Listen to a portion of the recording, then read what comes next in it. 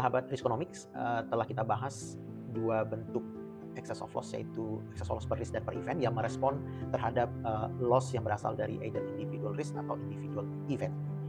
Sampai kita kini pada bentuk terakhir dari excess of loss yang disebut sebagai stop loss. Dan stop loss ini memiliki dua nama lain atau alias, yaitu excess of loss ratio atau aggregate excess of loss. Tiga nama yang merefer pada satu hal ini sebenarnya dapat dijelaskan apabila kita melihat bagaimana cara kerja dari stop loss ini.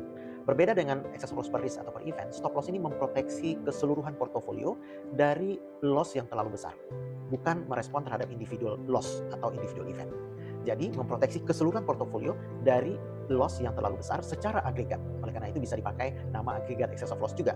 Dan loss yang secara agregat terlalu besar ini juga bisa diekspresikan dalam bentuk persentase yang disebut sebagai loss ratio. Sehingga selain aggregate excess of loss, selain stop loss, bentuk excess of loss yang terakhir ini juga kadang disebut excess of loss ratio.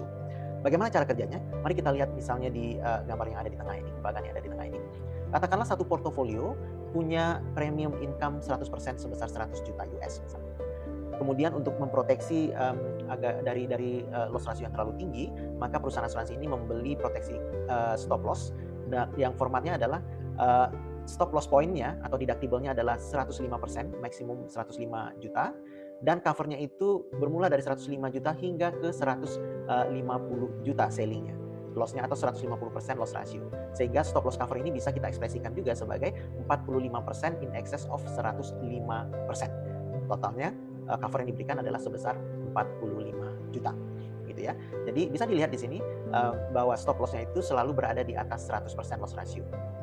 Mengapa demikian? Karena lagi-lagi namanya adalah stop loss. Ide memiliki cover ini adalah untuk menghentikan kerugian, bukan menjamin keuntungan. Oleh karena itu, excess of loss ini baru mulai bekerja apabila perusahaan asuransinya sudah merugi. Artinya di sini pada saat stop loss poinnya 105%, perusahaan asuransinya sudah merugi 5% atau 5 juta, baru kemudian cover stop loss-nya bekerja sampai maksimum 45 juta cover atau hingga loss ratio 150%. Di atas ini kembali kalau masih ada loss akan kembali menjadi tanggungan perusahaan asuransinya.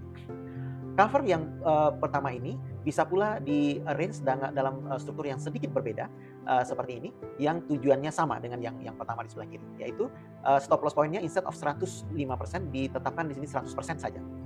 Kemudian cover-nya tetap hingga selling 150% loss ratio atau 150 juta gitu ya. Hanya saja untuk memastikan agar stop loss ini betul-betul bekerja untuk menghentikan loss instead of memastikan keuntungan bagi perusahaan asuransi, maka diintroduce-lah apa yang disebut sebagai co-reinsurance 10% of 50% in excess of 100%. Artinya dari cover yang dari window yang 50% ini atau 50 juta ini yang dibayar oleh perusahaan reasuransinya hanya 90%-nya saja dari 50% sama dengan 45 juta, sementara 10%-nya sampai maksimum 5 juta akan ditanggung oleh perusahaan asuransinya dalam bentuk co-reinsurance. Meskipun strukturnya berbeda, tetapi keduanya bisa dipakai vice versa secara bergantian karena tujuannya sama, dampaknya sama, yaitu perusahaan stop loss ini akan memastikan bahwa tujuan utamanya yaitu menghentikan loss tercapai dan tidak untuk memastikan keuntungan bagi perusahaan asuransi. Memastikan keuntungan apabila dilakukan misalnya apabila stop loss point-nya pada contoh pertama ini, pada bentuk pertama ini diletakkan di bawah 100%, atau apabila ketika diletakkan di bawah 100% kemudian tidak diberikan co-reinsurance, maka ini juga bisa berarti menjamin keuntungan bagi perusahaan asuransi yang tidak dapat yang bertentangan dengan prinsip stop loss itu sendiri.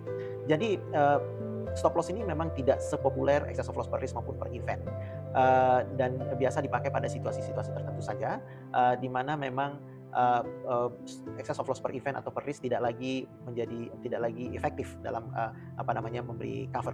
Jadi pada banyak situasi stop loss ini menjadi last resort atau pilihan terakhir, gitu ya. Dan area aplikasinya biasanya bisa diterapkan di semua lini bisnis, tetapi yang banyak dipakai adalah pada risiko terkait dengan natural catastrophe, misalnya di daerah subtropis menghadapi risiko hail atau windstorm, kemudian di fire juga mungkin dipakai, motor physical damage juga mungkin dipakai, dan juga pertanian atau agriculture.